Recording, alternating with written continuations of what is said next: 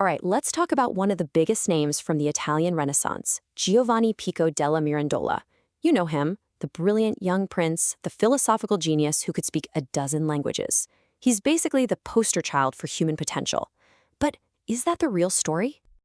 You've probably seen this quote before. It's from his oration on the dignity of man, and for centuries it's been held up as this ultimate statement on human freedom. This is it, the moment we're all told that modern individualism was born. But what if we've gotten it completely backward? What if the point of all that freedom wasn't to become some great individual, an amazing artist, or a powerful king, but to do something way, way stranger? To erase yourself entirely. To get to the bottom of this, we first have to unpack the myth. The popular image of Pico is of this ultimate Renaissance man, right? A champion of humanism who believed we could literally will ourselves into being anything we wanted to be. His oration is treated like the Declaration of Independence for the modern person. It's this revolutionary moment where humanity finally steps into the spotlight, taking center stage away from God. It's a great story, but there are a couple of huge problems with it. For starters, there's no evidence Pico ever actually gave this legendary speech. And that famous title, The Oration on the Dignity of Man? Yeah, an editor just slapped that on decades after Pico was dead. So if the story we all know is built on shaky ground, what really happened? And that takes us to the real story. In 1486, a super ambitious 23-year-old Pico shows up in Rome. And he wasn't there to give one little speech, oh no. He came with a project so huge, so dangerous, it would cause a massive scandal and derail his entire life. You see, that text we call the oration, it was just the opening act. It was the preface for the main event, a gigantic intellectual showdown he was planning with the entire Christian world. And this was the heart of it all, his 900 conclusions. Not 9, not 90, but 900 theses. He basically sent out an open invitation to every scholar in Europe to come to Rome and debate him on these 900 points of philosophy, religion, and, well, some other stuff that got him into a lot of trouble. I mean, the ambition here is just off the charts. He wanted to stitch together all human knowledge into one unified system, but it was how he planned to do it that was so shocking. He claimed he could prove the truth of Christianity using two tools that the church absolutely freaked out: magic and the Jewish mystical tradition of Kabbalah. This was, to put it mildly, explosive. And the whole thing just blew up in his face, spectacularly. A commission appointed by the Pope immediately started investigating. They flagged 13 of his theses as heretical. But Pico, instead of apologizing, doubled down and published a fiery defense of his work. This made Pope Innocent VIII furious, and he condemned the whole lot, all 900. Pico had to flee, was eventually arrested in France, and his grand debut ended in total humiliation. So you're probably wondering, what was so bad about these secret ingredients? To really get what Pico was trying to do, we have to understand what he actually meant by magic and Kabbalah. Pico was the very first Christian scholar to really dive deep into Kabbalah and use it in a big way. He was convinced it was the secret, ancient wisdom given directly from God to Moses on Mount Sinai. He believed it held the keys to proving Christian doctrines, and since it came directly from God, he thought it was an even purer, more powerful source of truth than Greek philosophy. And when he says magic, you've got to be careful. He wasn't talking about witchcraft or making deals with demons. He condemned all that. For him, there were two kinds. What he was promoting was natural magic, which he saw as a kind of holy science. It was a practical tool for understanding the hidden patterns in God's creation and using them to climb step by step back to God. Okay, so now that we have all this context about the scandal, the 900 theses, the magic, and the Kabbalah, let's go back to that oration. And when you look at it again, you realize, oh, this isn't a Declaration of Independence at all. It says syllabus. It's a roadmap. This is Pico's actual project. The oration lays out a step-by-step curriculum for mystical ascent. You start with philosophy to purify your soul. Then you study science to understand God's world. Then theology to know God directly. But for the final, most difficult stages, you need the advanced tools.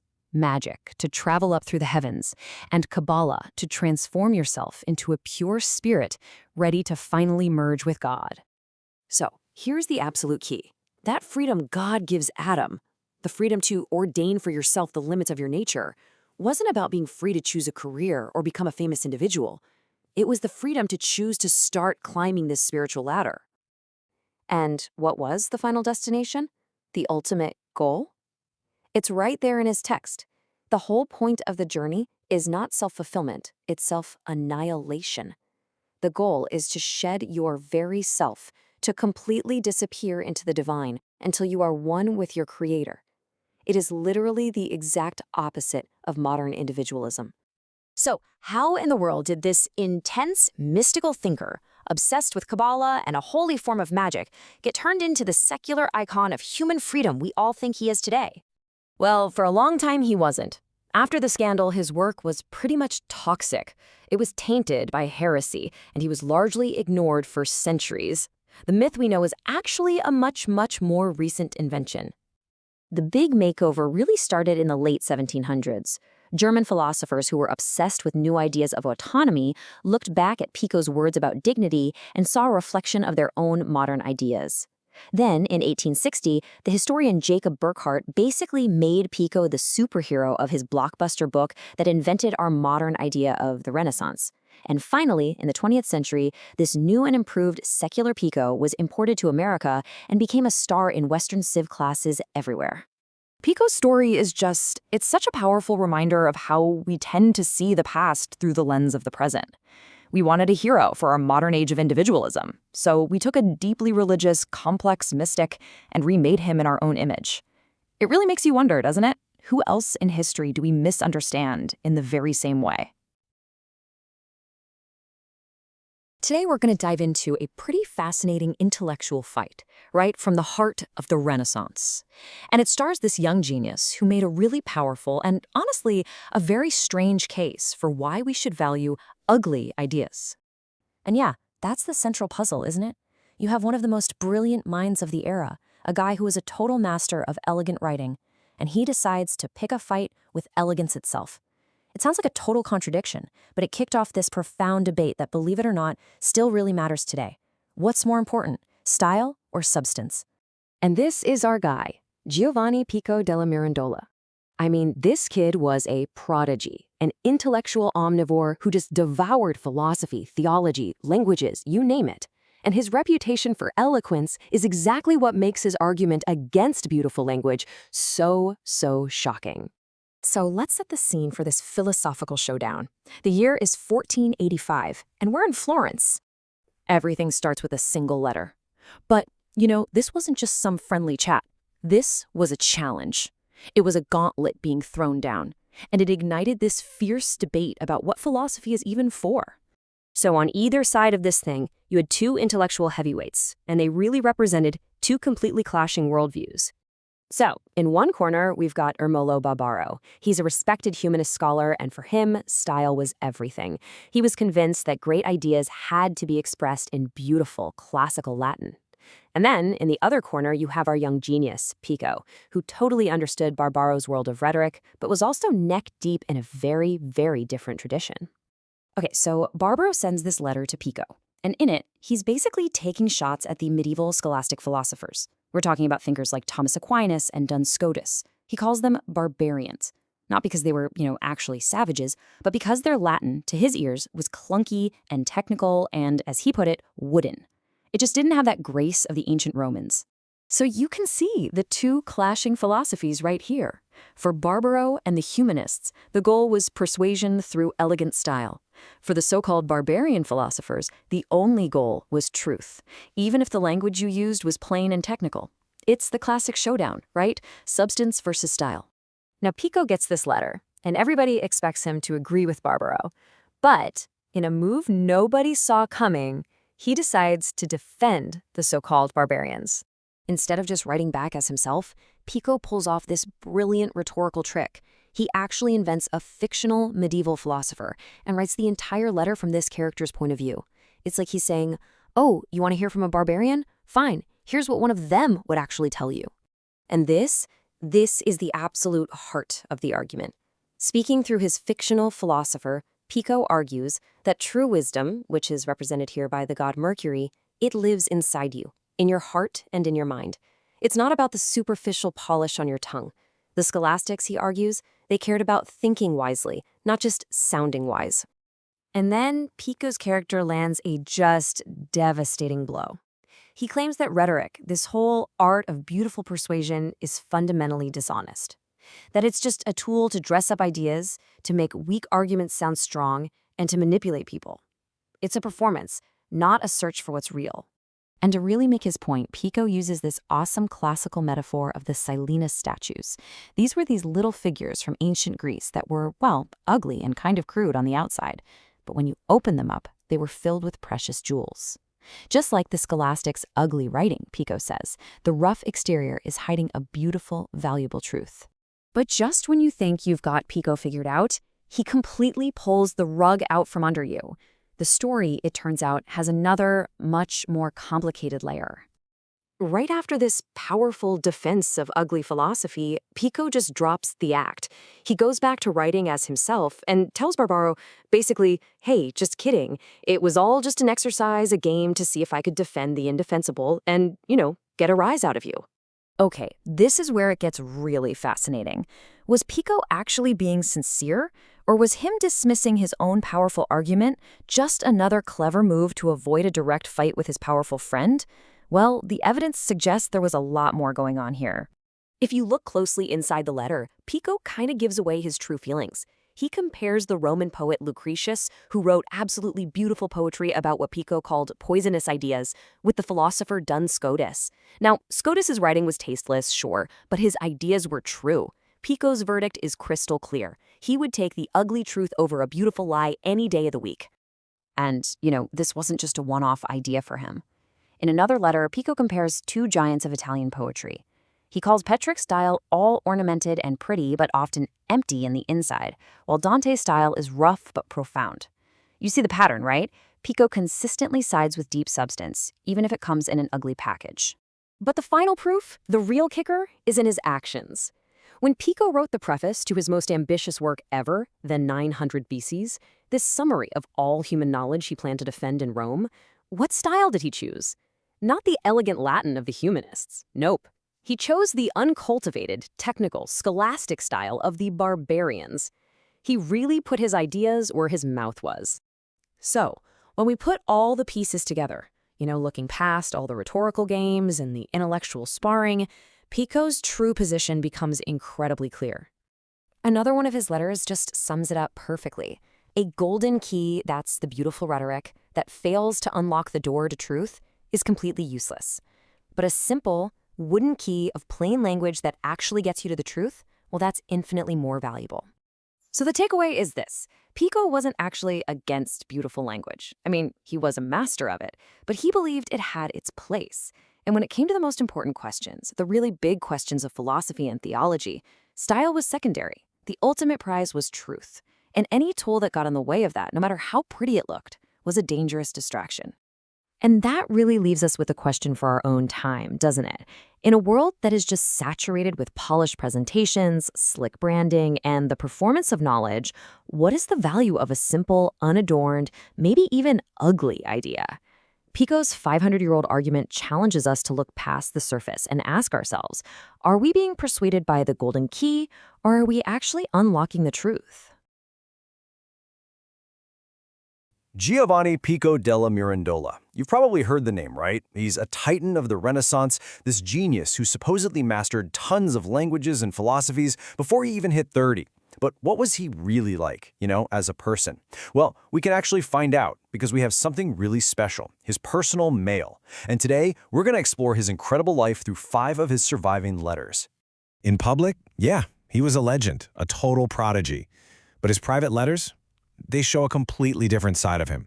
A son, a student, a friend, and a guy fighting for his entire reputation against, well, the most powerful institution on earth. So what happens when a public intellectual's private life gets laid bare? Let's dive in and see. So we're going to start with Pico when he's just a young man. And what we find isn't some lofty, abstract philosopher. Nope, we find a teenager dealing with stuff that's actually kind of relatable. We're talking family drama and the classic hassle of moving for university. And here's our roadmap for today. These 5 letters, all written over just 11 years, trace this unbelievable journey. He goes from a noble teenager trying to manage family politics to a world-famous philosopher fighting a charge of heresy. Let's get to that first letter and see how this all kicks off. Okay, so to really get this quote, you have to picture the scene. Pico is only 15 years old. His brother has just gone and complained about him to the Duke of Ferrara. So, what does young Giovanni do? He writes to the Duke himself. But not to argue, no. He writes to smooth things over. He respectfully takes the side of his other brother, Galeotto, which shows some pretty incredible political savvy for a teenager. All right, this next letter, from just a year later, really highlights the two hats Pico was wearing. On one hand, he was a high-ranking nobleman. But on the other, his passion, his whole life, was all about his studies. And you can see his high status right in his signature, Proto-Notarius Apostolicus. I mean, what even is that, right? Well, it's a fancy honorary title from the Vatican, and it proves that even as a kid he was a seriously well-connected guy. This title gave him access, it gave him privilege, and he used it all for his education. And this slide, this just lays out the whole story perfectly. It shows the crazy turn his life is about to take. In 1479, he's a student writing to a prince asking for a simple favor. Hey, can I get a tax break to move my books for school? Just a decade later, he's writing to his powerful patron, Lorenzo de' Medici, with this desperate plea. You have to get the Pope to say I'm not a heretic. So how in the world did he get from there to here? This right here, this is the central conflict of Pico's life. It's the moment he went from being the celebrated scholar to a suspected heretic. And it all started when he published this massive list of 900 philosophical arguments, his theses, and basically invited anyone in Europe to come debate them with him in Rome. A pretty bold move. But right before that firestorm erupts, we get this simple, friendly note. He's just gotten a book in the mail and he's fascinated by what he calls the Indian characters, which was probably the script. It's just a perfect little snapshot of Pico the scholar, endlessly curious, just moments before his entire world gets flipped upside down. Because yeah, just 1 year after that little note between friends, the big debate he was so excited about had turned into an inquisition. And suddenly he found himself writing a very, very different kind of letter. This long, dense, legal appeal to Lorenzo de' Medici. The friendly notes are gone. This is a man fighting for his intellectual life, and you can almost feel the weight of his arguments just by looking at the page. So here's the breakdown. After he published his 900 theses, the Pope put together a commission. They flagged 13 of them as possibly heretical. So what does the Pope do? He doesn't just condemn those 13 points, he condemns the entire book. And just like that, Pico, the superstar scholar, is now a man under suspicion of defying the Pope himself. So in his letter to Lorenzo, Pico builds this brilliant, almost lawyerly defense. It's got three main parts. First, he argues the timeline. He says, look, the Pope's official condemnation wasn't even published until mid-December, and I didn't find out till January. How can I be guilty of disobeying an order I didn't even know existed? Second, he claims obedience. He insists that from the moment he knew, he's been perfectly compliant. And third, he tackles the rumors head-on, flat out denying he ever spoke against the Pope in Paris. But this is where the story gets truly incredible. Pico isn't just defending himself, oh no, he's proposing a solution. A solution is so audacious, so unbelievable, you almost have to laugh. So just ask yourself, what would you do? You're a 26-year-old scholar, and the Pope, has condemned your life's work. How do you fix that? Do you apologize? Do you run and hide? Pico does something else entirely. That's right, you heard me. He doesn't just ask for a pardon. He writes the exact text of the pardon he wants the Pope to issue. He literally drafts the Pope's next official declaration for him. I mean, the nerve is just astounding. And here it is. This is the text he sent to Lorenzo, telling him to get the Pope to sign off on it. He's telling the Pope exactly what to say. Declare that I'm innocent, that I haven't shown any heretical stubbornness, and that you consider me a good son of Holy Church. It is a masterclass in intellectual audacity. But our story doesn't end with all this high-stakes legal drama. The final letter we have, from just a few months later, brings us crashing right back down to earth, and it reveals the true, unchanging core of who this man really was. Because think about it. While his entire reputation is hanging in the balance, while his powerful friends are lobbying the Vatican for him, what do you think is on Pico's mind? What's the one thing he just can't stop thinking about? You guessed it, books. And this is my favorite part of the whole story. In a letter to Lorenzo de' Medici's secretary, after all the serious business about his case, he adds this little PS. He asks him to secretly borrow some rare books from a high-ranking Vatican official, and then he adds, "But you mustn't show you want them from me, as they would not give them to you." Can you believe it? Even while he's fighting the Pope, he's trying to secretly borrow books from the Pope's own library. And that right there is the real Giovanni Pico della Mirandola, a guy with this incredible intellect and daring who could stare down the Pope and write his own pardon. But he was also a man whose love of knowledge was so deep, so core to his being, that even in the middle of his life's biggest crisis, he was still scheming, like a kid, just to get his hands on the next book. It tells you that for some people, the quest for knowledge isn't a career, it's a compulsion. It's just who they are. You know, in a world that feels so fractured by different beliefs, philosophies, and religions, how do you even begin to find a common thread? It's a challenge we're all dealing with right now for sure, but it also happens to be the life's work of one of the most incredible minds of the Renaissance, and that's whose story we're going to dive into today. So think about this. Can ancient philosophy, these diverse religions, and even emerging sciences, can they all point to a single unified truth? I mean, really? Well, that was the big question that drove Giovanni Pico della Mirandola. He was absolutely convinced the answer was yes, and honestly, he was willing to risk everything to prove it. So this whole explainer is really about his wild, audacious quest to unite all of human knowledge. All right, so here's how we're going to break it down. First, we'll meet this Renaissance maverick. Then we'll look at his manifesto for humanity. After that, the big one, the 900 Theses Challenge. Then we'll see how he bounced back with his work, Heptaplus. And finally, we'll wrap up with his legacy of unity.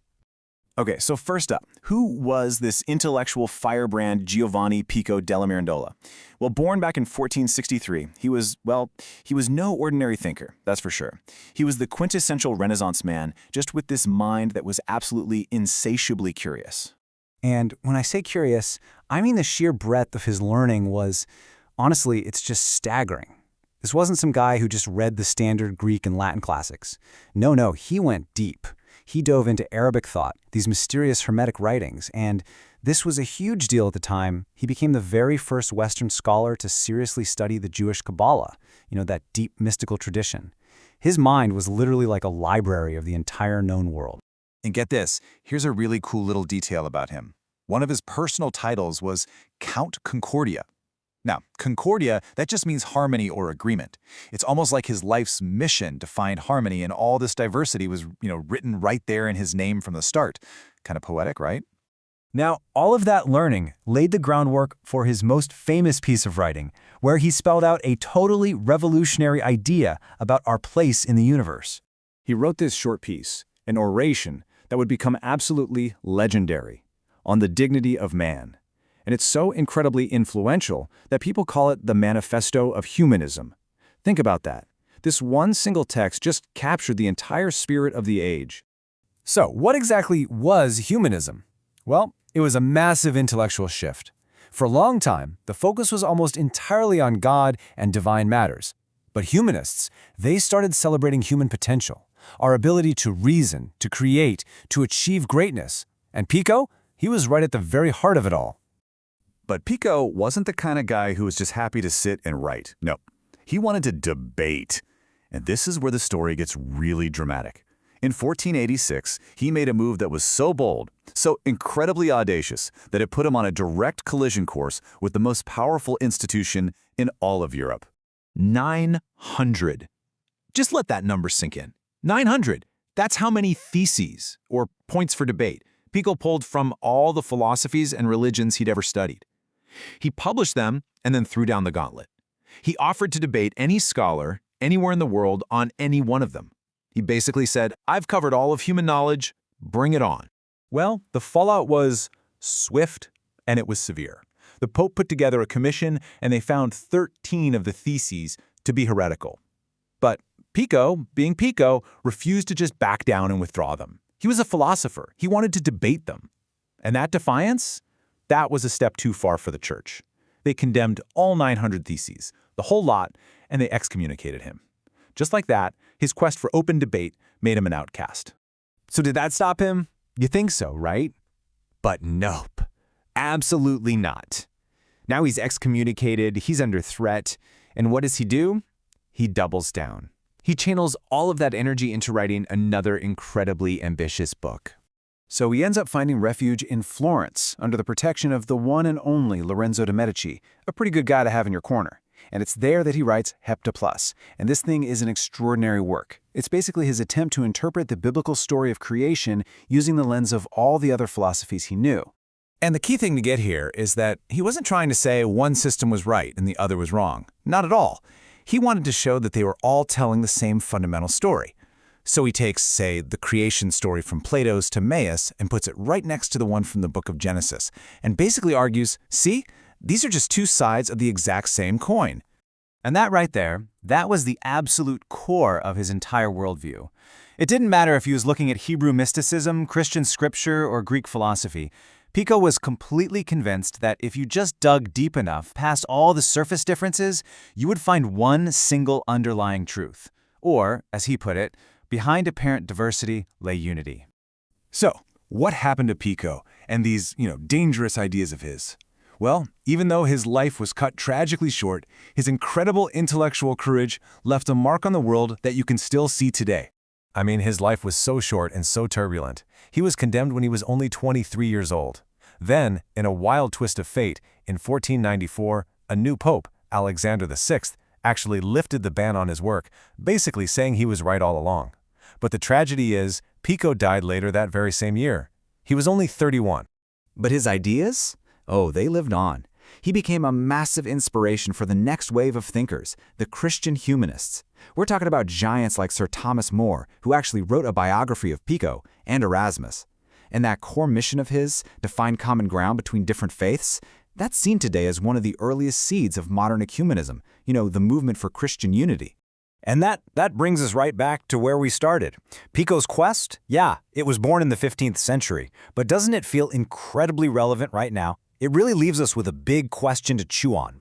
In our own, often deeply divided world, is it possible that this 15th century maverick's relentless search for harmony out of diversity might just offer a model that's worth another look?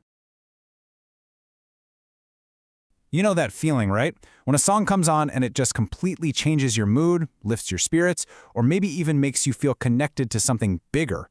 Well, what if I told you that 500 years ago, Renaissance thinkers believed this wasn't just a feeling? For them, it was a scientific fact. They saw music as a kind of technology, a tool that could literally connect your soul to the cosmos. It's a pretty wild idea, so let's dive in.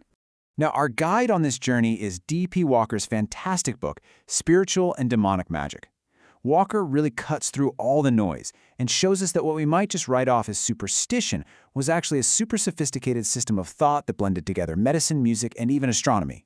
And really it all boils down to this one powerful question. Now, for the people of the Renaissance, this was not a metaphor. They believed, truly believed, that the right song, played in the right way, could literally change the course of your life by pulling down influences from the heavens. So how on earth did they think that worked? Well, to get their answer, we first have to understand the problem they were trying to fix. And it was a really strange problem, a kind of occupational hazard that only seemed to affect the smartest people around. Yep, melancholy. We think of it today as, just being sad, but for them, it was a physical illness. They genuinely believed that the act of thinking really hard, the work of a philosopher or a scholar, was actually dangerous. It could literally wear you down from the inside out. And their theory was super specific. They thought that all that constant thinking physically burned through a crucial substance in the body, a kind of life force. And this process left your blood thick, dense, and dry, which threw your whole system off balance. The result was this deep, draining melancholy. So your brilliant mind was your greatest gift, but it was also like a weapon turned against you. Okay, so this is where our main character walks onto the stage, the incredible Florentine philosopher Marsilio Ficino. He saw his friends and colleagues suffering, and he came up with a pretty radical solution. Now, this is the most important part. We're not talking about casting spells or summoning demons here. Ficino was really clear this was natural magic. He saw it as a kind of advanced medicine, using the hidden but totally natural forces of the universe to bring a person back into harmony. And his target wasn't the physical body, like a doctor setting a broken bone. And he wasn't trying to heal the immortal soul. That was God's business. Nope, Ficino's magic was aimed at something else entirely, this mysterious, delicate thing that acted as the bridge between the two. And that brings us to the absolute core of his entire theory, a substance he called the spirit. So what was this thing? It was the part of you that could get worn out by studying too much, the part that was vulnerable to the planets, and, you guessed it, the part that could be healed with music. He called it the spiritus. And we got to be clear, this is not spirit in the ghostly sense. For Ficino, the spiritus was a real, physical substance. He imagined it as this extremely fine, warm vapor that literally rose up from your blood, and it acted as the glue holding your immortal soul to your physical body. Without it, that connection would just break. You see? He didn't think of it as some vague idea. It had actual qualities. He said it was pure, subtle, hot, and lucid. Basically, the health of your spiritus determined your energy, your mood, everything. A really good way to think about it is like your body's own internal weather system. Just like our atmosphere, it could be clear and bright, or it could get cloudy, dense, and polluted. And that's exactly what he thought was happening to scholars. Their internal atmosphere, their spiritus, was getting dark and smoggy from all that thinking. So, if your internal atmosphere is polluted, how do you clear the air? Well, for Ficino, the answer was brilliant, and it was beautiful. You use music. This right here is the heart of the whole theory. Why music? Well, because music is just organized, moving air, right? And what was the spiritus? It was also a special kind of living air inside the body. They were made of the same stuff, so music could directly touch it, interact with it, and even reshape it. In fact, Ficino argued that music was way more powerful than something like a painting. He made this really clear distinction. Images are static, they're fixed. They might show you a shape, but they don't move your soul in the same way. Music, on the other hand, is alive. It moves through time and it moves through you. It doesn't just transmit an idea. It transmits emotion, passion, life itself. It hits the entire soul. As Ficino himself put it, song is the most powerful imitator of all things. It could imitate feelings, actions, even the very character of the planets. And by imitating those things, it could actually install those qualities right into the listener's own spiritus. Okay, so music can retune your personal spirit. That's a huge idea all by itself. But Ficino took it one giant leap further. He believed this whole mechanism wasn't just for internal housekeeping. He thought it was the key to connecting us to the entire universe. And this is where things get really mind-bending. This is where your own personal mood becomes tied to the grand harmony of the entire cosmos. So, Ficino's logic was, if each of us has a personal spiritus, then the world itself must have one too. He called it the spiritus mundi, the spirit of the world. This was this vast, invisible energy that flowed through absolutely everything, like a cosmic river, tearing the vibes of the planets and stars down to us here on Earth. So here's the step-by-step. Let's say a composer writes a song that musically sounds like Jupiter. Bold, cheerful, confident. As that music is played, its vibrations carry that specific Jupiter-ness through the air, into your ears, and into your body. That music then literally retunes your personal spiritus to be on Jupiter's wavelength. It's like tuning a radio. And once you're tuned in, your soul can directly absorb all of that positive, life-giving energy flowing from the spiritus mundi. And I gotta say, for Ficino and people back then, this wasn't some fantasy. It was a complete holistic system. It was physics, medicine, and philosophy all rolled into one. It created this incredibly beautiful worldview, where the smallest shift in your personal mood was directly connected to the grand dance of the cosmos. Which, it leaves us with a final thought. We do this all the time, right? We put on a specific playlist to get pumped for a workout or a quiet one to calm down. We are constantly using music to change our emotional state. So, was Ficino's magic just an older, more poetic way of describing a deep and fundamental truth about being human? Something to think about next time you put on your headphones.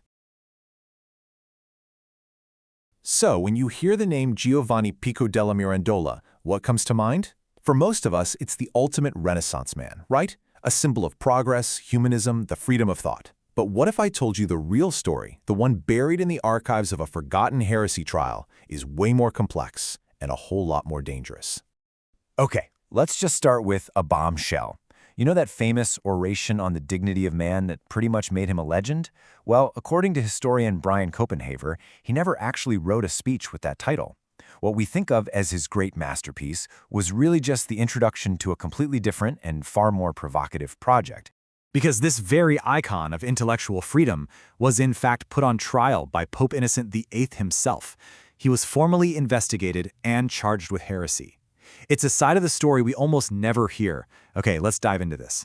So we're basically going to crack open a historical cold case. The case of Pico della Mirandola, where a brilliant, arrogant young mind went head-to-head with the most powerful institution in the entire Western world. And it all happened so fast. I mean, in 1486, a 23-year-old Pico shows up in Rome, just bursting with ambition. Then, just 1 year later, he's a defendant in a papal court, literally fighting for his life and his reputation. And make no mistake, this was not a fair trial. The Pope's mind was already made up. He absolutely savaged Pico's work, calling it deviant, intolerable, and even saying it reeked of heresy. So the commission he appointed, they weren't there to judge, they were there to prosecute. The verdict was pretty much a done deal from the start. So what in the world could have caused such a firestorm? It all came down to Pico's very first book, a work of just breathtaking arrogance and ambition. 900. That's right, 900 theses, or conclusions, that a 23-year-old Pico published.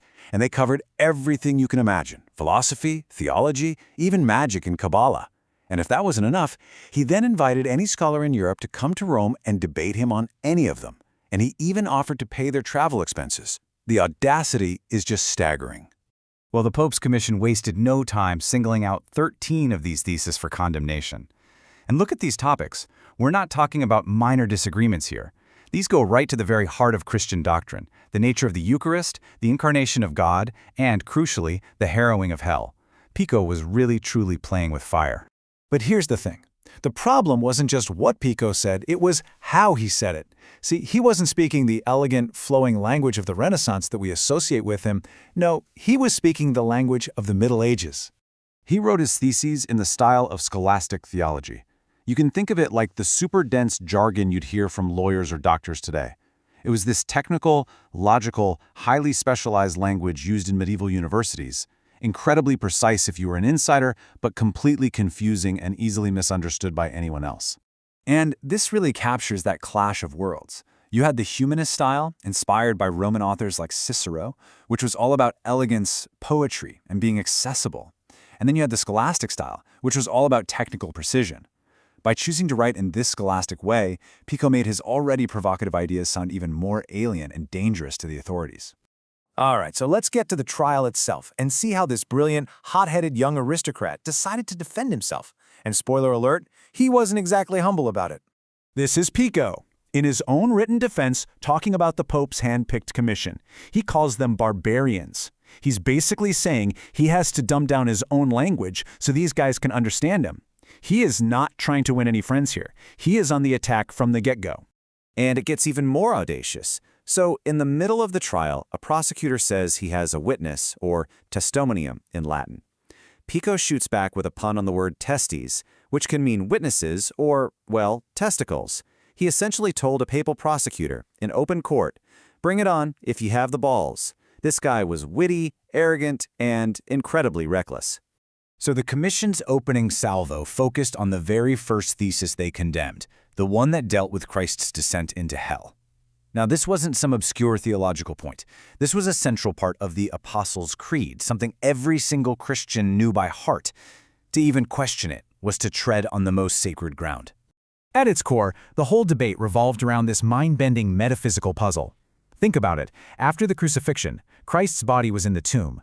So it was his soul, a pure spirit, that descended to hell. But hell was thought of as a physical place. So how can something without a body be in a physical place? This was the philosophical knot at the very center of the trial. So here's the crucial point. Pico never actually denied the doctrine. He swore up and down that he believed it. What he was doing was arguing a very fine scholastic point about the how. He said Christ was present in hell in regard to the effect, meaning he was there to do something, to liberate souls, but not with a real presence, because that would mean his soul was physically located in a spot, which Pico argued was metaphysically impossible for a spirit. It was a technicality for sure, but in a heresy trial, technicalities can get you killed. So let's just step back for a second. What does all of this, the trial, the scholastic jargon, these deep theological debates, what does it all tell us about the real Pico della Mirandola? Well, this really gets to the heart of it. The myth we've all learned paints Pico as this herald of modernity, a prophet of the Enlightenment. But the reality, the man we see in his trial, is that he was thoroughly a product of the late Middle Ages, a scholastic debater, using medieval tools to argue about medieval problems. You know, his story isn't a simple, straight line of progress leading to us. It's actually far more interesting than that. It's the story of a brilliant, defiant mind who is deeply wrestling with the complex and sometimes very dangerous intellectual world of his own time, not ours. So, the popular image of Pico della Mirandola? It turns out to be a simplified sketch of a much more complicated and, frankly, a much more compelling figure. And it really makes you wonder, doesn't it? What other heroes of history do we think we know, whose real stories are just waiting there to be rediscovered? All right, let's jump right into one of the most game-changing texts of the entire Renaissance, Pico della Mirandola's Oration on the Dignity of Man. This was written back in 1486 by a philosopher who was only 23 years old, and believe me, it completely turned the idea of what it means to be human on its head. Pico kicks things off with this really powerful quote. For ages, everyone agreed, humanity is a marvel, a miracle. But for Pico, the old reasons why we're supposed to be so special, well, they just weren't hitting the mark anymore. Exactly. All those established answers that everybody just sort of accepted, they didn't satisfy him. He felt like they were missing the real point, the true core of what makes us unique in this massive universe. So this is the big question, the one that drives his entire work. Pico is on a mission to find a new, deeper answer, one that would end up being a foundation for what we now call Renaissance humanism. Now, before he drops his own bombshell of an idea, Pico does something really clever. First, he lays out all the traditional arguments for why humans are so great, just to show he gets it. And then, he shows why they all fall short. So what were these old ideas? Well, people would say we're great because we're the bridge between the physical and the spiritual world. We're the rulers of the animals, the ones who can understand nature. Some even argued we're just a step below the angels. And this is where Pico pushes back. He's like, sure, all that stuff is wonderful, no doubt, but he argues those aren't the main reasons for our dignity. I mean, think about it. If being close to angels makes us great, then aren't the angels just better? He needed a reason for greatness that was ours and ours alone. So, to get his huge new idea across, Pico doesn't just write a dry philosophical argument. Nope, he tells a story, a whole new creation myth, actually, that completely reframes the moment humanity was born. So picture this. God, the great architect, the ultimate artist, has just put the finishing touches on the universe. It's done. This beautiful, perfect temple of divinity is complete. But here's the problem he sets up. The universe was full. The heavens were packed with angels. The earth was crawling with beasts. Every slot was taken. Every nature was already assigned. There was literally no pre-made mold left for a new being. And yet, something was missing. The divine craftsman looked at this incredible masterpiece and wanted someone who could truly appreciate it all, who could understand its grand design and just be in awe. And this right here, this is the absolute heart of Pico's entire idea. It's God's speech to the first human. He says, look, I haven't made you a creature of heaven or a creature of earth. You're not bound by any limits. You are the shaper of yourself, and you get to decide your own nature, all according to your own free will. Just think about that. So you see, this isn't just a cool story. It's a massive philosophical shift. Pico is arguing that our dignity, our specialness, it doesn't come from what we are. It comes from what we have the power to become.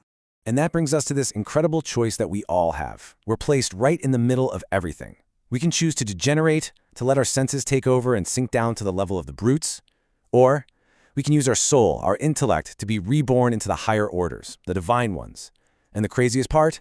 The choice is completely, 100% ours. Pico has this amazing metaphor for this ability we have. He calls us the chameleon. Just like a chameleon can change its color, we can change our very nature.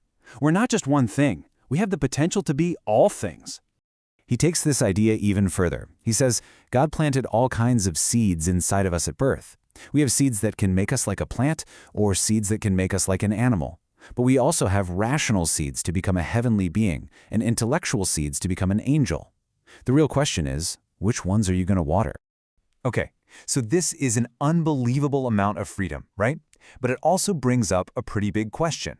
How do you actually do it? How do we make sure we're climbing up that ladder, not sliding down? Well, Pico has a plan for that too. He lays out this 3-step philosophical path.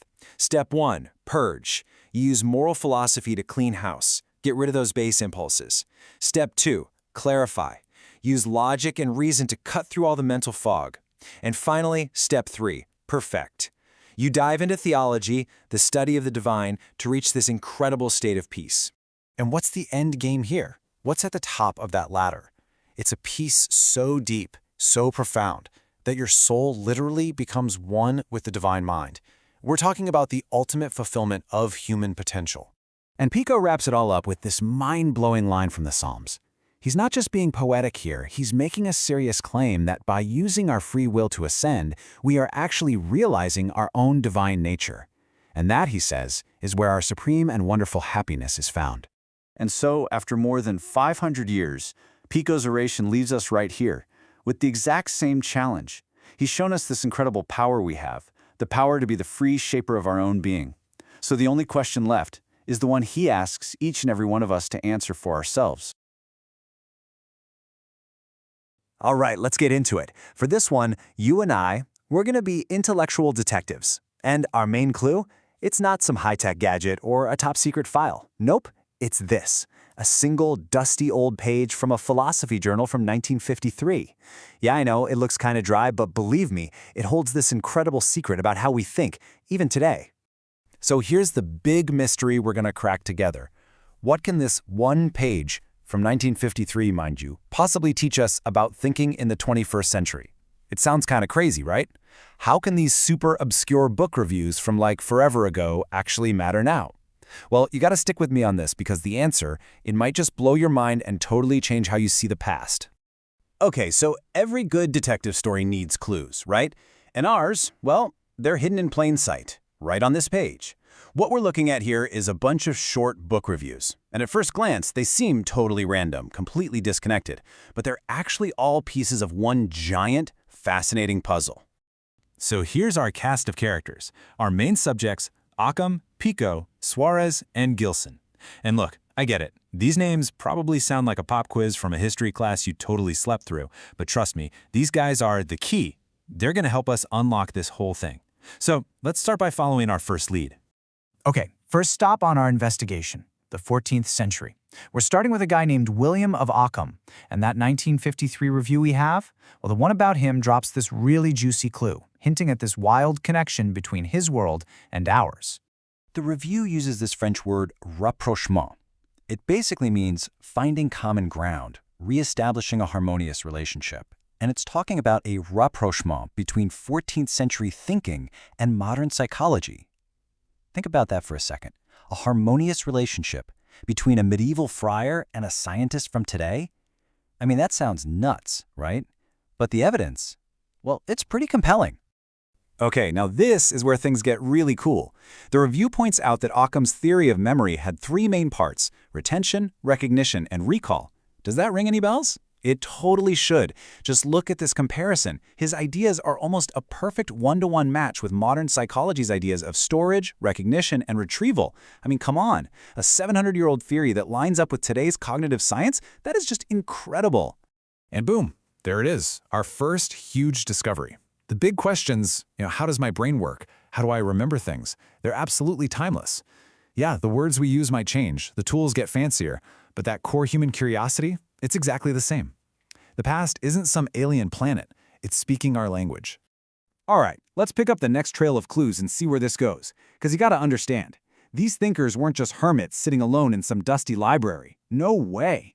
They were in the thick of it, engaged in these fiery, high-stakes intellectual battles that didn't just shape their world, they ended up shaping ours too. I mean, just listen to this quote. This is from a guy named Pico della Mirandola. This is not some boring, detached academic writing. This is pure, raw frustration. I have squandered my best years. You can just feel the passion, right? The weight of all the debates he was tangled up in. So what was he so worked up about? Well, Pico was smack in the middle of this massive throwdown back in the 15th century. Team Plato versus Team Aristotle. Who got it right? Which Greek philosopher had the correct blueprint for reality? So his work wasn't just some homework assignment. He was trying to prove that his new, modern, humanist ideas could actually fit in with the old-school philosophy he'd spent, his best years getting to know. Okay, now let's fast forward a couple hundred years.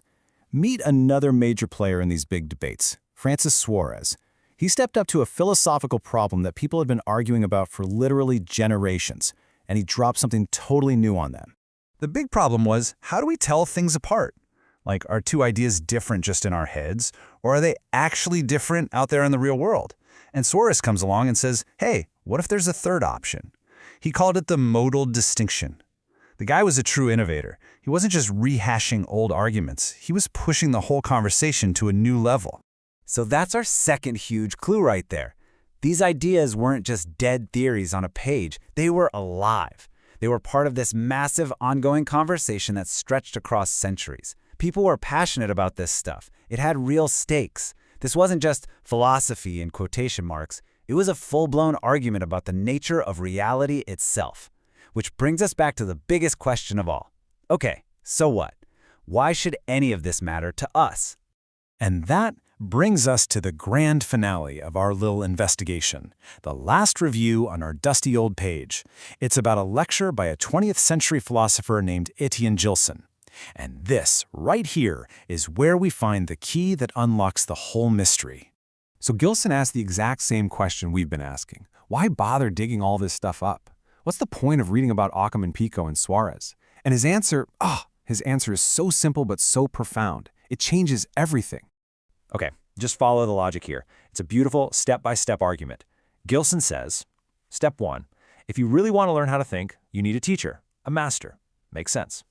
Step 2, where do you find the greatest masters? Well, they're in the past.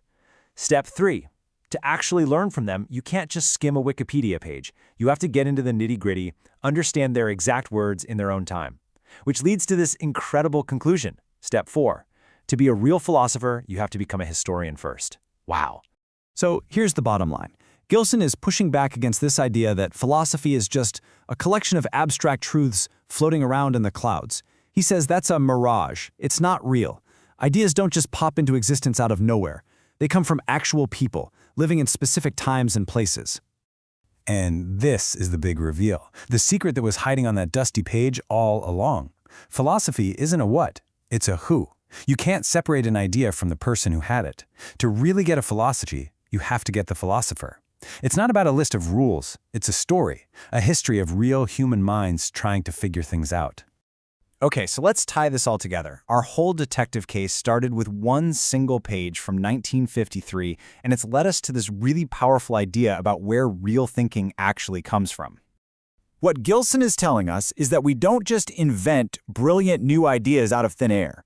The real source, the wellspring of philosophy, isn't in some textbook, and it's not waiting for us in the future. It's right there, in the minds of the thinkers who came before us. Looking back isn't taking a detour. It's the only way to find the map for the road ahead. So case closed. What did we learn from our dusty page? Well, we found out the past is way more modern than we thought. We saw that old ideas weren't boring, they were part of huge, passionate debates. And the big one, we learned from Gilson that understanding ideas means understanding the people behind them. That studying history isn't some side quest for philosophy, it is the main quest. And that leaves us with one last big question to chew on. In a world that is completely obsessed with what's new, what's next, what's trending, what are we losing? What essential wisdom, what deep truths about who we are we just leaving behind in the dust because we're so focused on only looking forward? All right, today we're going to peel back that gilded surface of the Renaissance to uncover this fierce intellectual battle. It's a story of explosive ideas and clashing philosophies. We're diving straight into the great Florentine debate on evil. You know, it's one of those questions that's haunted philosophers and theologians forever, right? Is evil something humans create? Is it some kind of cosmic force? Or could the answer be something way more shocking? This very question is really at the heart of our story today. Okay, so picture this. We're going back in time to the very heart of the Renaissance. But we're not in some quiet study. No, we're in a public square where ideas were like weapons, and a single argument could get you labeled a heretic. The year is 1489, and the intellectual air in Florence is about to, well, it's about to ignite. So let's really set the stage for this Florentine clash, because what it shows us is a hidden side of the Renaissance that, well, it pretty much challenges everything we think we know. Yeah, forget dusty old libraries. In Quattrocento Florence, philosophy was basically a spectator sport. This wasn't some dry academic thing. It was a public performance, a totally vibrant part of the city's intellectual life, where all the greatest minds of the age came to argue, to challenge, and to listen. And this, right here, brings us to the popular version of the Renaissance story. You know, the one most of us learn.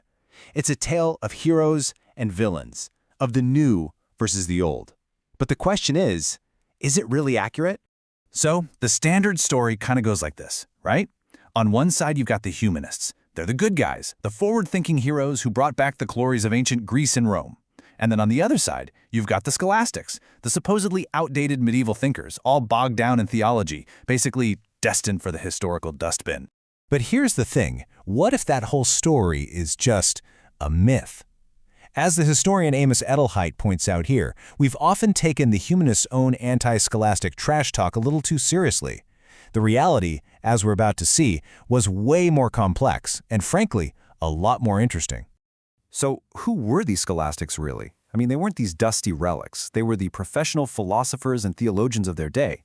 They were masters at universities, often part of these powerful religious orders. They were the established intellectual authorities.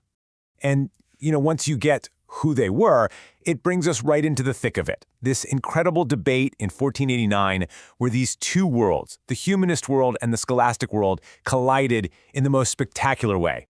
What's really fascinating is that the debate didn't start with that huge question about the origin of evil itself. No, it kicked off with a much more specific theological problem. Was the original sin of Adam really the greatest sin ever committed? And this is just a perfect example of how these arguments would escalate. It's brilliant. First, you have the Thomist argument from the Dominican friar Nicholas de Mirabilibus. He argues, yes, Adam's sin is the greatest because it's the source of all our other evils. But then the counter-argument comes from the Franciscan, Giorgio Salviati. And he says, hold on, not so fast. Adam's sin is the cause of our individual problems, sickness, ignorance, death, but it's not the principal cause of evil with a capital E. And that just forced everyone in the room to ask the real question. If Adam isn't the ultimate source, then what is? And then, boom, the bombshell drops. Salviati delivers his shocking conclusion. The principal cause of all evil is God's will. I mean, just think about that for a second. Not human weakness, not a fallen angel, but God himself. Well, the reaction was immediate. His opponent, Nicolaus, called the view exactly what it sounded like to a lot of people: heretical. Okay, so this moment, it's so much more than just some squabble over theology. Who is in the audience for this heretical scholastic argument is what forces us to completely rethink the entire intellectual world of the Renaissance. So, who exactly was in the audience for this supposedly old-fashioned, outdated scholastic debate?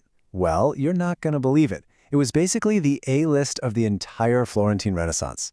You had Lorenzo the Magnificent, the ruler of the city; Marsilio Ficino, the leading Platonist philosopher; Pico della Mirandola, the genius behind the famous Oration on the Dignity of Man; and Angelo Poliziano, the most celebrated poet of the time. They were all there. And this, right here, this is the absolute key takeaway. The so-called heroes of the Renaissance, these great humanists, they weren't just sitting on the sidelines, scoffing. They were in the room, they were participating, they were arguing, they were deeply engaged in a scholastic debate about the nature of God and evil. That dividing line we always draw between them, it just wasn't there. You see how this just completely changes the picture? It wasn't a war between two opposing camps. It was something so much richer and messier and way more creative than that.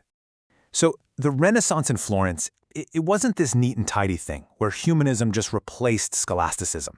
It was this vibrant, dynamic intellectual brew. It was a place where professional theologians and classical poets and Platonist philosophers all got together to argue about the deepest questions of existence. Old ideas were clashing with new ideas, and in that very friction, something totally new was being forged. And that really leaves us with one final thought, doesn't it? This one single debate reveals a much more complicated and frankly more exciting version of the Renaissance. It just makes you wonder, what other simple black and white stories of history do we just accept without question? And what other intellectual bruise are we missing out on because of it? You know, when you think of the Renaissance, you probably picture this grand celebration of humanity, right? And smack in the middle of that idea is one famous text, Pico della Mirandola's Oration on the Dignity of Man. It's often called the manifesto of the entire age. But what if I told you that the story we all learned about this supposedly foundational text is almost completely wrong? Let's dig in and find out what Pico's oration really says.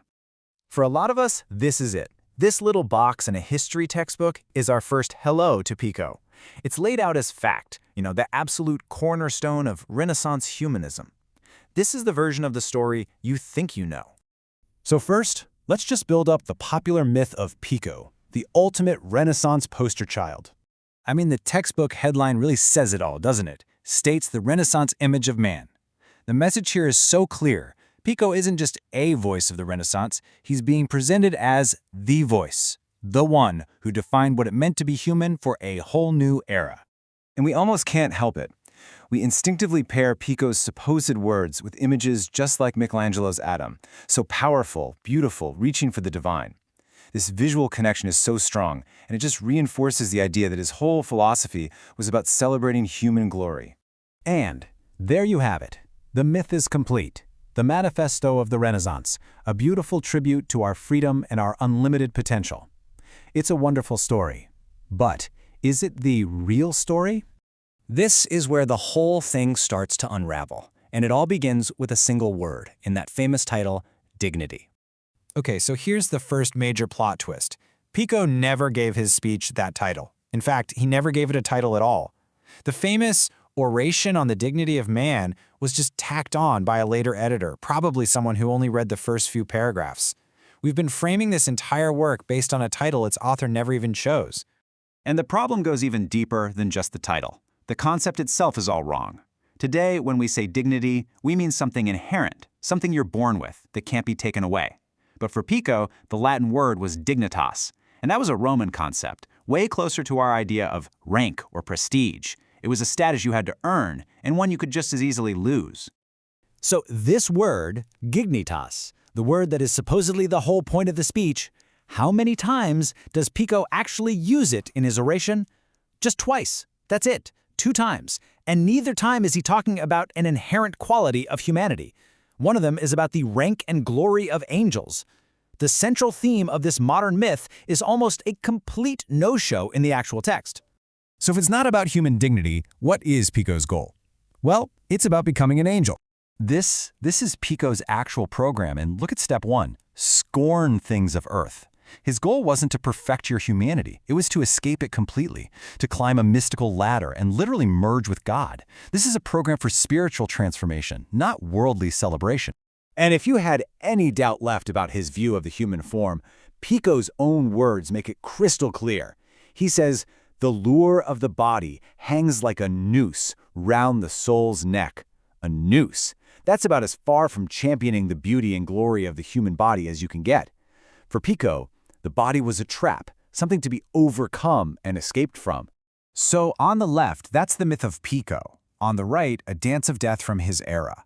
The shocking truth is that Pico's actual philosophy, seeing the body as a prison for the soul, has way more in common with that morbid medieval vision on the right. So here's the crucial point. The oration was never meant to be some grand philosophical treatise on human freedom. It was basically a preface, an advertisement for his 900 Theses. And he was promoting the use of really esoteric practices. We're talking magic and Jewish mystical traditions known as Kabbalah, as the practical tools for transforming yourself into an angel. This stuff was so radical and controversial that his work was investigated and actually condemned by the Pope.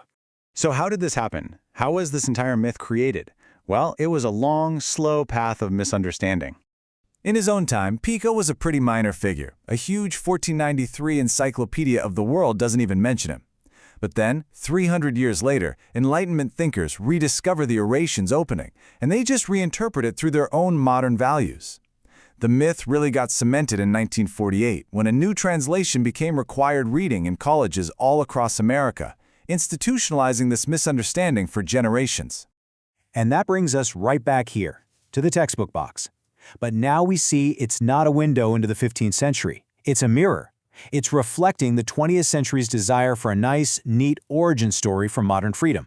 We needed a Renaissance hero, so we basically projected that role right onto Pico. You know, the real takeaway isn't just that we got Pico wrong.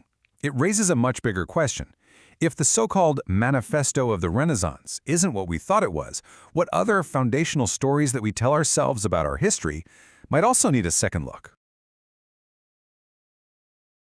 You know, when we think about the Renaissance, we picture guys like Leonardo da Vinci, and we think about this big idea of limitless human potential.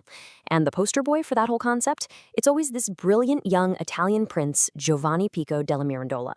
But what if I told you the man we credit with celebrating human freedom was actually on a much stranger, much more secret mission? Let's dig into the real story. You read that and you think, wow, that could have been written yesterday. It feels so modern, so empowering. This idea that we are the architects of our own lives. But to really get what Pico meant by that, we have to peel back a whole lot of layers of myth. All right, so first, let's start with the popular image. Who exactly was this guy that history remembers as the absolute symbol of humanism? By all accounts, Giovanni Pico was a total superstar. Born in 1463, he was an actual prince, he was supposedly incredibly handsome and charming, and he had a memory that was just legendary. He was a major player in Lorenzo de' Medici's circle in Florence, which was the place to be. This is the Pico we all learn about, right? The ultimate Renaissance man. But this version of the story leaves out the most important part, the real reason he wrote his most famous work. And this is where our story takes a hard left turn. Because that famous speech, the one with that amazing quote, it wasn't some gentle philosophical essay. Nope. It was the opening shot in a reckless, ambitious, and, as it turns out, incredibly dangerous project. So, to understand what was really going on, you first have to understand this number, 900. What is that? A year? Some kind of code? No. It was a challenge, an intellectual gauntlet that a 23-year-old Pico threw down to every scholar in Europe. Okay, so here's the real story. The speech we all call the Oration on the Dignity of Man, well, Pico never gave it that title. He never even delivered the speech. It was written as the introduction to a massive public showdown in Rome, where he was going to defend 900 controversial statements, or theses, against anyone who wanted to challenge him.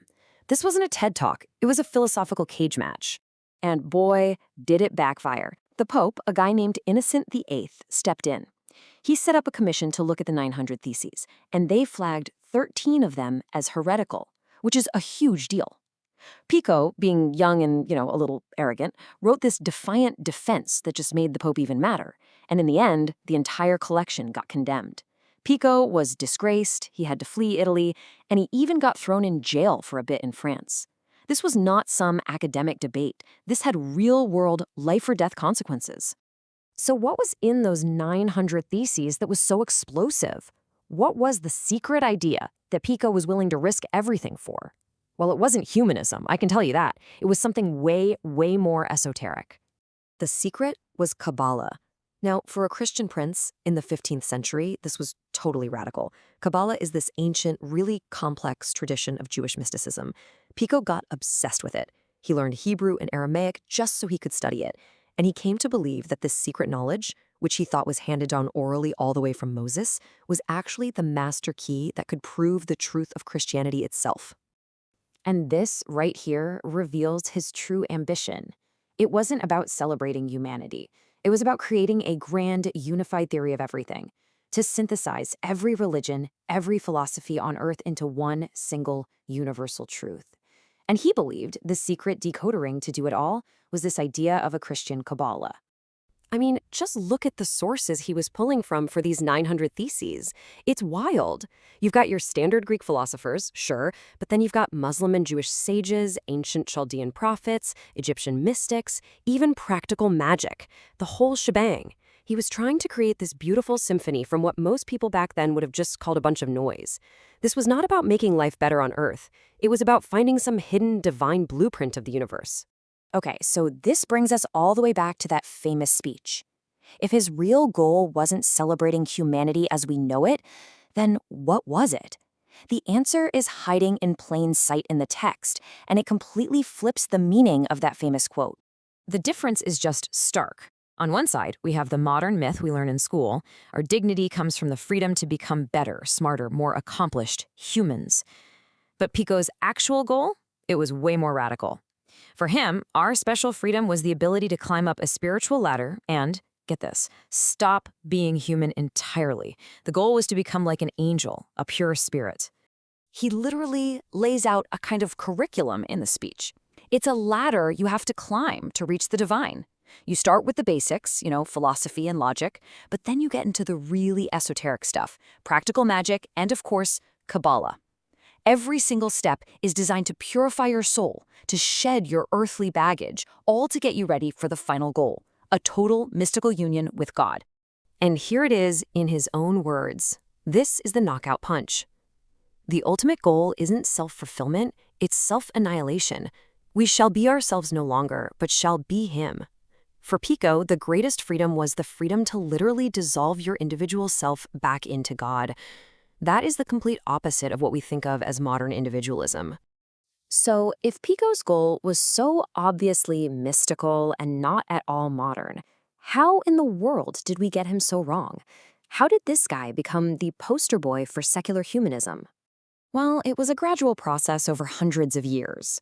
When his nephew first published the speech in 1496, it didn't even have a fancy title.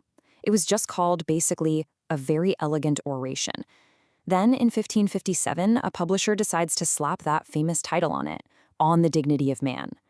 The text was mostly ignored for centuries, until the 1800s, when historians like Jacob Burckhardt rediscovered it and saw a reflection of their own modern ideas about individualism. By the 1940s, that reading was cemented in college textbooks, and the myth was born. So, ultimately, we created a myth. Modern thinkers who were shaped by totally different ideas about freedom and the individual looked back at Pico's deeply religious, magical, mystical text, and they basically saw themselves in a mirror.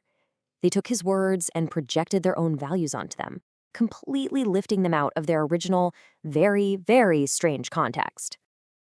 And that leaves us with a pretty huge question, doesn't it? I mean, Pico was supposed to be this foundational figure for our modern world. If we could get the standard story about him and his most famous work so completely backwards, it really makes you wonder, what other big ideas, what other pillars of our history that we just take for granted might be built on a similar kind of misunderstanding? Okay, picture this. It's the peak of the Renaissance. You have this brilliant young philosopher who's absolutely convinced he's about to find a universal truth, a secret key that could unlock and unite all of human knowledge, from Plato all the way to the Bible. But the key he finds, well, it's hidden somewhere no one would ever think to look. So, let's get into it. The story is all about this guy, Giovanni Pico della Mirandola, and his incredibly bold quest. I mean, how did one man in the 15th century even think he could synthesize every single philosophy and religion into one single coherent system? What was his secret sauce? And here it is. His answer was Kabbalah. Now you have to understand, for a Christian nobleman trying to prove the universal truth of his own faith, turning to an esoteric Jewish tradition wasn't just unusual, it was radical, it was dangerous, and it was completely unexpected. And that, right there, is where our story really kicks off.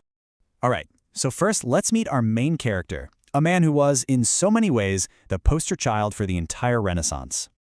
Giovanni Pico della Mirandola was basically the rock star of Renaissance philosophy. Seriously, this guy was a prodigy from a noble family, and he just devoured every text he could get his hands on, from Greek philosophy to Arabic science. His grand plan was to go to Rome and host a public debate on 900 different conclusions, or theses, that he'd drawn from all this knowledge, all to prove that they pointed to one single unified truth. And this is where things get really wild. Because for Pico, Kabbalah wasn't just another book on the shelf. No, he believed it was the original wisdom, an oral tradition God gave to Moses on Mount Sinai. And he was dead set on proving that this ancient Jewish tradition could confirm the deepest mysteries of Christianity, like the Trinity and the divinity of Christ. I mean, that's an incredibly radical and frankly dangerous idea for that time. But to actually unlock the secrets he was so sure were hidden in Kabbalah, Pico had a pretty big problem. A really, really surprising one, actually. So by 1486, he is completely, totally convinced that Kabbalah is the key to everything. He's ready to stake his entire reputation on it, weaving dozens of Kabbalistic ideas into his 900 theses. There was just one tiny issue.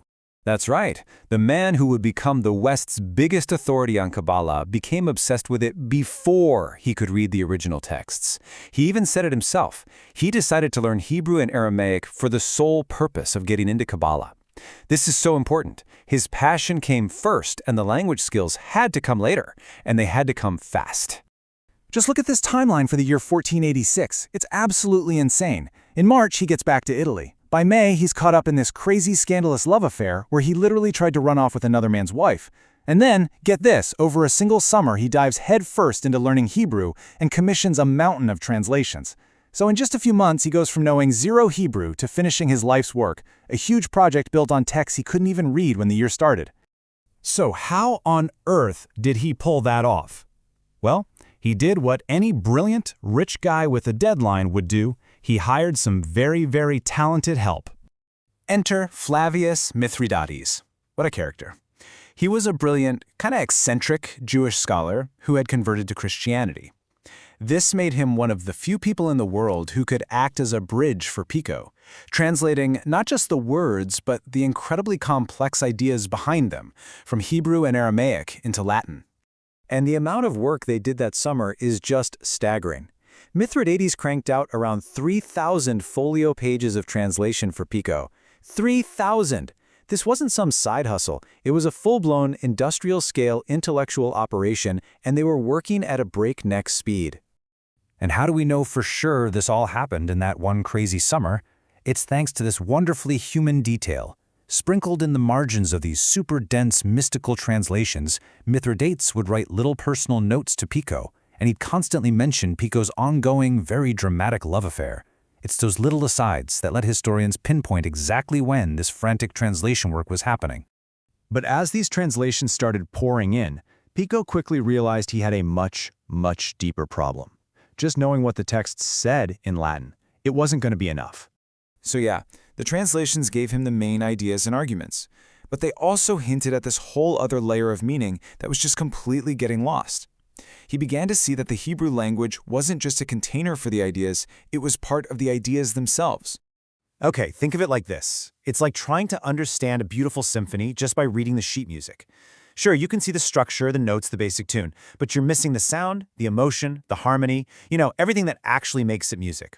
For Kabbalists, the Hebrew letters and words weren't just symbols. They were the divine building blocks of creation. The wordplay wasn't just for fun. It was a way of uncovering hidden truths from God. A perfect example of this is a practice called gematria. Here's how it works. In Hebrew, every letter also has a number value. So you can take a word or a phrase, add up the value of its letters, and if it equals the value of another word, Kabbalists believe there's a profound, hidden connection between those two things. And this table shows you exactly what gets lost. It's kind of mind-blowing. In Hebrew, the philosophical phrase for active intellect adds up to a numerical value of 541. Now look at the next line. The word Israel also adds up to 541. To a Kabbalist, that's no coincidence. It's a divine clue about the spiritual role of Israel. But the second you translate those ideas into Latin or English, that link, that entire layer of meaning, just poof, it's gone. So this is the crucial point, and it comes from the translator himself.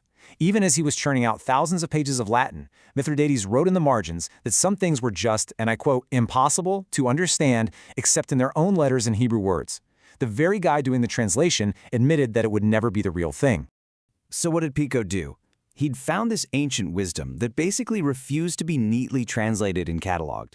His solution wasn't to give up, though. It was to create something totally new. And understanding this is so important. As our source text points out, this whole story fills a major gap in our knowledge of the Renaissance. For a long time, people saw Pico's obsession with Kabbalah as this weird little side project. But now we know it was this huge pivotal moment where Western Christian philosophy smashed right into Jewish mysticism, and it created this intellectual explosion. See, Pico didn't just study Jewish Kabbalah. He became what scholars now call the main founder of Christian Kabbalism. He basically created a whole new field. This was revolutionary stuff. He was giving Christian thinkers a brand new mystical toolkit to interpret their own religion, one that existed totally outside the Church's strict authority. It was a movement that would quietly influence Western esoteric thought for hundreds of years. So this was his playbook. This was his method. Step 1, he used Mithridates' translations as his source material. But he wasn't just reading it, he was cherry-picking the ideas that really clicked with his Christian beliefs. Then he'd blend those ideas with his other favorites, like Plato, and finally, he'd present the whole thing as this ancient, powerful proof of Christianity. He was basically using Judaism's sacred tradition to argue that it had been pointing to Jesus all along. Which leaves us with a really fascinating question, right? Pico started out looking for a single universal truth that was bigger than any one language or culture. But what he discovered in Kabbalah was that some truths might be impossible to separate from the language they were born in. It really makes you wonder, is knowledge a fixed thing out there waiting to be found, or is it something we create and recreate every single time we try to translate an idea from one mind to another?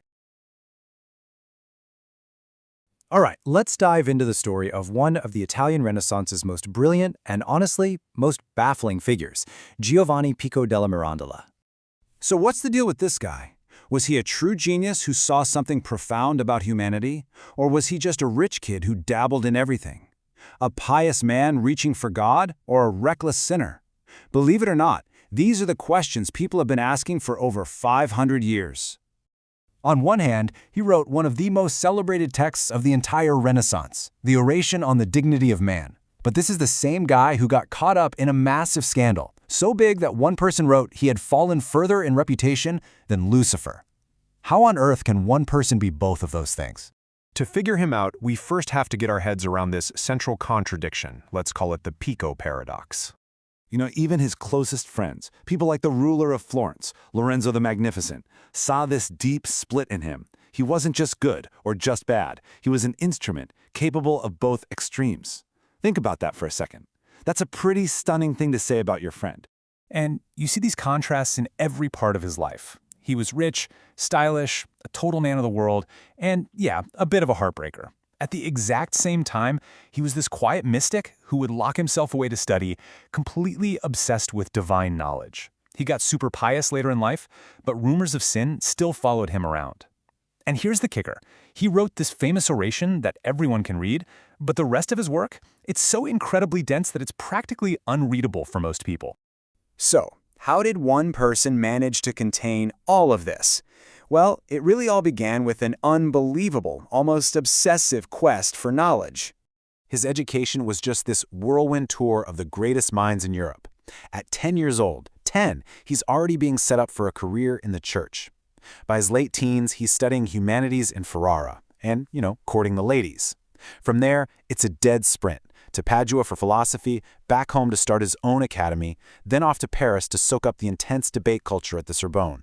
And by the time he's just 21, he rolls into Florence, the heart of the Renaissance, basically ready to take on the world. And he didn't just study one thing. His syllabus was, well, it was everything. He devoured the ancient Greeks, the medieval scholastics, Arab philosophers, math, medicine. He even studied magicians, astrologers, and Jewish mystics. Nobody had ever tried to bring together so many wildly different sources before. It's like he wanted to know it all. But here's the thing about Pico. His quest wasn't just in his head. His passions had a way of spilling out into the real world in a big way, which brings us to the most dramatic scandal of his life. Okay, picture this. The year is 1486. Pico is 23 years old. He's brilliant, he's famous, and he's in love with a married woman named Margherita. So what does he do? He decides he's just gonna take her.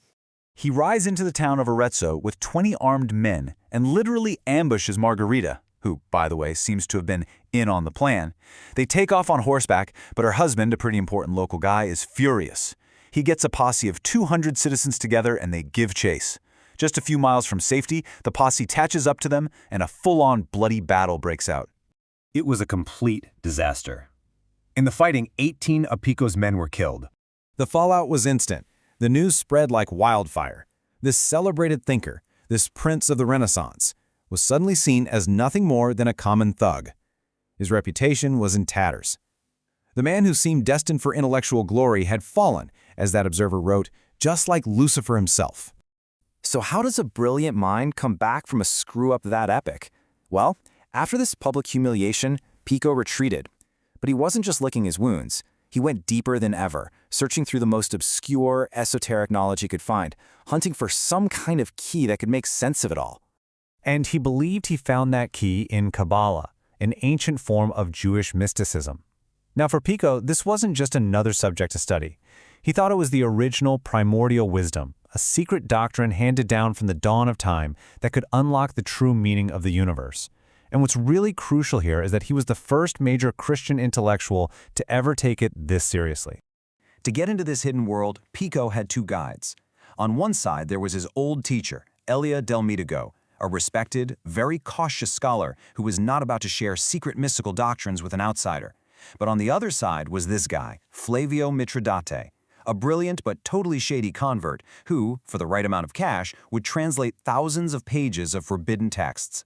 Pico, of course, chose the more dangerous path with Mitridate, and it gave him this raw, unfiltered access to knowledge that a more careful scholar would have kept locked away.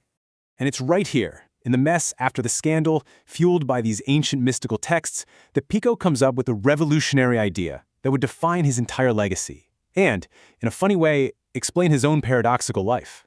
In that very same chaotic year, 1486, he pulls everything he's learned together into 900 philosophical statements or theses that he plans to defend against anyone in a huge public debate in Rome. And to kick the whole thing off, he writes an introductory speech. That little speech would become known to the world as the Oration on the Dignity of Man. In the oration, Pico imagines God speaking to the very first human. And God says something incredible. I haven't made you a creature of heaven or a creature of earth. I've put you right in the middle of the world, so you can look around and decide for yourself what you want to become. This is Pico's big idea, which you could call his chameleon thesis. He says that what makes humans totally unique is that we don't have a fixed nature. An angel has to be an angel. A lion has to be a lion. But a human can be anything. We are born as radical shapeshifters, totally free to choose our own form. Now, this freedom is absolute, and the stakes couldn't be higher. We have the power to sink lower than the animals, to become brutes. Or, through our own choices, we can climb, we can be reborn into forms that are almost divine. And for Pico, this is what makes us dignified. Not that we're born good, but that we're born free. We are the authors of our own lives. And just like that, this single idea solves the Pico paradox. Suddenly, his own life, the saint and the sinner, the scholar and the kidnapper.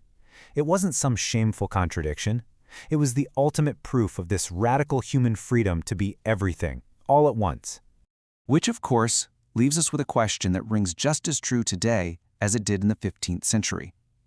If Pico is right, and our greatest dignity lies in our freedom to shape who we are, what are you choosing to become? You know, back in the 15th century, there was one guy who was, for all intents and purposes, the undisputed rock star of the Renaissance. His name was Giovanni Pico della Mirandola, a total genius, a polymath, and a man with a pretty extraordinary secret. And that secret? It would lead him to declare war on the very stars he once looked up to for answers. Okay, let's get into this. So, here's the mystery, right from the get-go. In 1486, a young, ambitious Pico writes that true astrology teaches us to read in the book of God. To him, it was a divine science. But then, just a decade later, boom, the most ferocious, detailed, and just devastating attack on astrology the world had ever seen gets published, and it's got his name on it. So yeah, what happened? What on earth could have happened in just 10 years to make one of history's greatest minds do a complete 180, going from a champion of astrology to its greatest enemy? That's the intellectual whodunit we're going to solve right now. To really get Pico's big flip, you first have to understand the man himself. I mean, this guy was a prodigy. Born into a noble family, he had this bottomless appetite for knowledge. He's studying law, philosophy, theology all over Europe. Padua, Paris, you name it. And by his early 20s, he's already famous for an intellect that was, frankly, on another level. But see, Pico wasn't just hoarding facts for the sake of it. He had this massive, almost impossibly ambitious goal. He truly believed that every single major philosophical and religious tradition in the world was really just a different dialect of one single universal truth. And he was going to be the one to put it all together, to create a grand unified theory of everything we know. And right at the core of this whole grand project were two things that might make us raise an eyebrow today: magic and astrology. Yep. For the young Pico, these weren't silly superstitions. No way. They were essential sciences. Now, Pico was very careful here. He drew a hard line between the dark arts, what he called demonic magic, and something he called natural magic. And for him, natural magic was the absolute peak of natural science. It was this powerful tool for understanding the universe's hidden wiring, a secret wisdom he thought was passed down from the very first ancient theologians and was super closely tied to the mystical Jewish tradition of Kabbalah. And this quote from his famous 90 Theses just lays it all out there. In his mind, astrology and Kabbalah were two sides of the exact same coin. One let you read God's creation, the universe. The other let you read God's revelation, the holy texts. Both were legitimate paths to divine truth. But as Pico got deeper into the weeds, trying to fuse all these different systems together, he hit a wall, a huge one. A massive, fundamental crack started to split the very foundation of his grand unified theory right in two. So on one side of this crack, you've got this beautiful idea from Neoplatonic philosophy that Pico absolutely loved. It's this concept of a pure, divine, non-physical light. Just imagine a spiritual energy flowing down from the heavens, influencing everything on Earth, but staying totally pure and immaterial itself. And on the other side of the crack, well, that was the hardcore science of the day, Aristotelian physics. And Aristotle's view was totally bottom-up. For anything to be influenced in the real world, it had to be received by physical stuff, by actual matter. And that matter would then change the influence based on its own physical properties and rules. And right there, that was the deadlock. He just couldn't make them fit. I mean, think about it. How could a pure, spiritual, unchanging light from a star physically change something in the messy, material, always changing world down here? How does the non-physical connect with the physical? He realized the two systems were just completely incompatible. To put it another way, it was like trying to explain how the sound of a beautiful song could literally change the color of the paint on a wall. One's a pure form, the other's a physical substance. He realized there was no logical bridge. The cause and the effect that astrology was built on, well, they just didn't connect. And this massive intellectual failure, this dead end, became the motive for his entire turnaround. When Pico the unifier couldn't build the bridge, he became Pico the demolition expert. Since he couldn't bring the traditions together, he decided he was going to take them apart, piece by piece. This was a profound shift in his whole way of thinking. He turned that incredible brain of his from a tool for synthesis into a razor-sharp weapon of critique. He basically stopped trying to prove everyone was right and started a brand new, rigorous investigation to figure out who was actually wrong. And the result was his masterpiece, published after he died, called The Disputations. And in it, he doesn't just poke a few holes in astrology. Oh no, he launches a systematic, three-front war designed to leave absolutely nothing standing. So, first he goes after its philosophy. He uses the same Aristotelian physics that broke his old theory to argue that specific stellar influence is just plain impossible. Next, he deconstructs its entire tradition. He goes back and meticulously shows how all the great ancient thinkers that astrologers love to quote, like Plato, had been totally misinterpreted for centuries. And finally, he just annihilates the practice itself, pointing out all the mathematical errors, the internal contradictions, and the complete chaos of competing methods astrologers were using. It was, simply put, a total takedown. But here's the thing. What makes Pico's journey so incredibly important isn't just that he changed his mind about astrology, it's how he did it. This whole intellectual journey, it was a sign of something much, much bigger on the horizon. See, this was never really just about horoscopes. This was about creating a whole new standard for what we even call truth.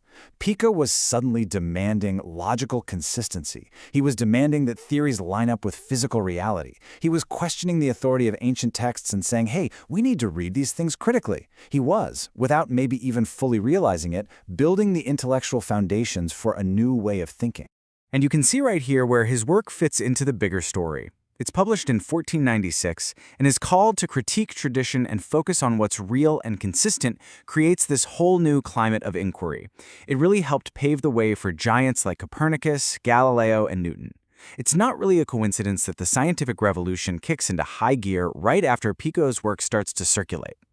In the end, Pico's story is just this incredibly powerful lesson, right? His greatest contribution wasn't his early dream of unifying all the answers.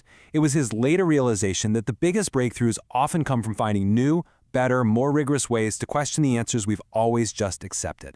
And that, of course, leaves us with a question that feels just as urgent today as it was in the 15th century. In our world of nonstop information, of competing experts and traditions, how do we decide? How do we, like Pico, learn to tell the difference between the traditions worth holding on to and those that desperately need to be challenged? How do we figure out what to believe?